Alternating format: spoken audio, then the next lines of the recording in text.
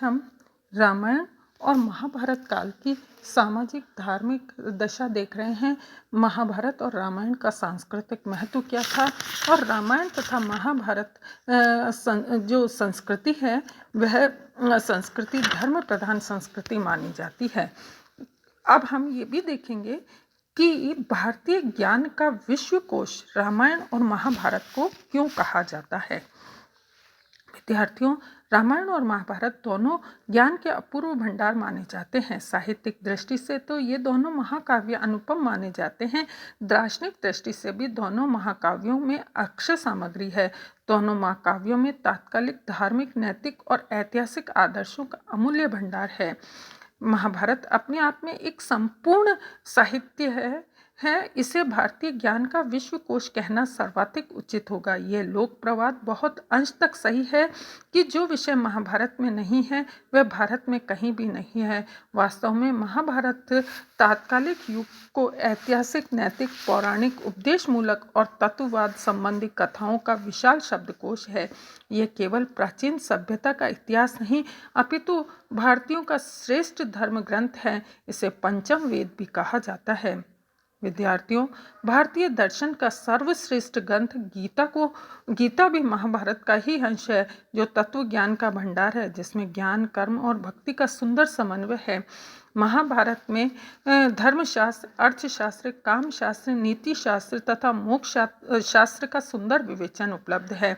इसमें कौरवों और पांडवों के संघर्ष के अतिरिक्त अनेक शिक्षाप्रद उपाख्यानों, शकुंतला उपाख्यान, मृत्योपाख्यान, रामोपाख्यान, शिवोपाख्यान, सावित्री उपाख्यान और नीलोपाख्यान आदि का भी उल्लेख है। इस प्रकार महाभारत में प्राचीन काल की अनेक ऐतिहासिक कथाओं को एक ही स्थान पर विद्यमान किया गया है। इसमें नीति विषयक सामग्री भी प्रचुर मात्रा में मिलती है। महाभारत में वन पर्व, शांति पर्व और अनुशासन पर्व में नीति विषयक सामग्री प्रचुर मात्रा में है। शांति पर्व में राजधर्म, आपद धर्म और मोक्ष धर्म का सुंदर विवेचन है।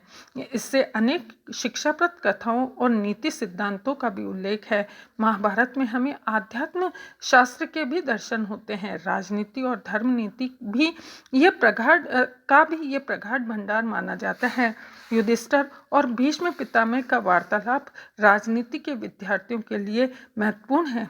इसके अतिरिक्त समाजशास्त्र, अर्थशास्त्र, धर्मशास्त्र और अन्य विविध शास्त्रों के विद्वान इन काव्यों में प्रभुत मात्रा में सामग्री प्राप्त करते हैं। अतः महाभारत में धर्मशास्त्र, अर्थशास्त्र और मोक्षशास्त्र का समुचित प्रतिपादन किया है। वेदव्यास ने तो उचित ही कहा है कि जो महाभारत में है वह अन्यत्र नहीं पाया जाता है और जो इसमें नहीं है वह अन्यत्र भी नहीं मिलता है। डॉक्टर उमेश कुमार मिश्र का कहना है कि महाभारत को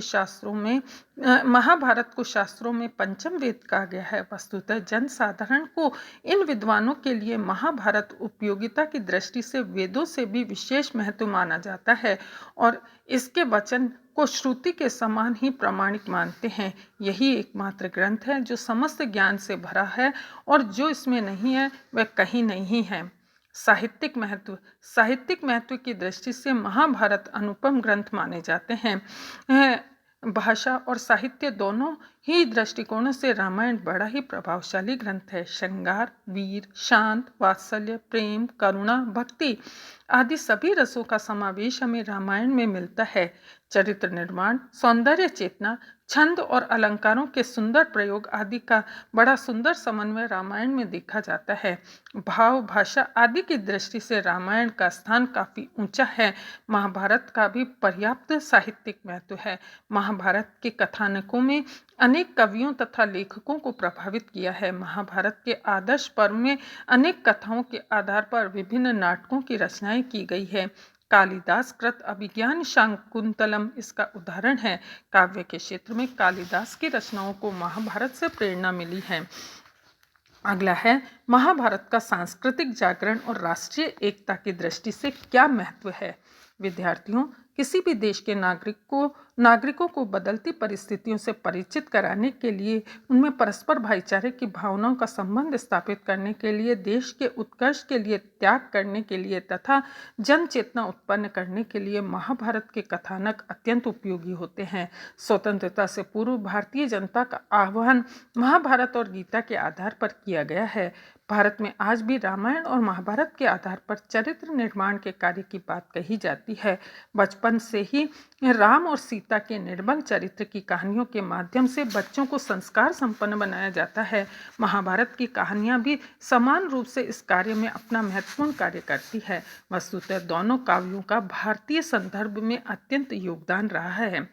निष्कर्षतः विद्यार्थियों, ये कहा जा सकता है कि रामायण और महाभारत भारतीय संस्कृति के आदर्श ग्रंथ है। ये वस्तुतः भारतीय संस्कृति के प्रकाश स्तंभ कहे जाते हैं। पंडित नेहरू का तो कथन है कि जब महाभारत के जैसा कोई दूसरा ग्रंथ नहीं है जिसने जनमानस को इतने दीर्घ काल से लगातार और व्यापक रूप से प्रभावित किया हो। हरिदत्त वेदालंकार ने महाभारत के सांस्कृतिक महत्व पर प्रकाश डालते हुए लिखा है कि महाभारत केवल कौरवों और पांडवों के संघर्ष की कथा नहीं, अपितु भारतीय संस्कृति और हिंदू धर्म के सर्वांगीण विकास का पथ प्रदर्शक एवं विशाल कोश है। इसने उस समय के धार्मिक, नैतिक, दार्शनिक और ऐतिहासिक आदर्शों का अमूल्य और अक्षय संग्रह है। मानव जीवन का ऐसा कोई भी पहलू या समस्या नहीं है जिसका इसमें विस्तार से विचार न किया हो।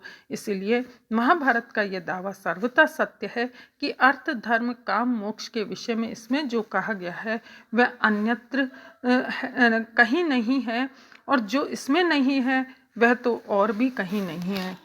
इति नमस्कार।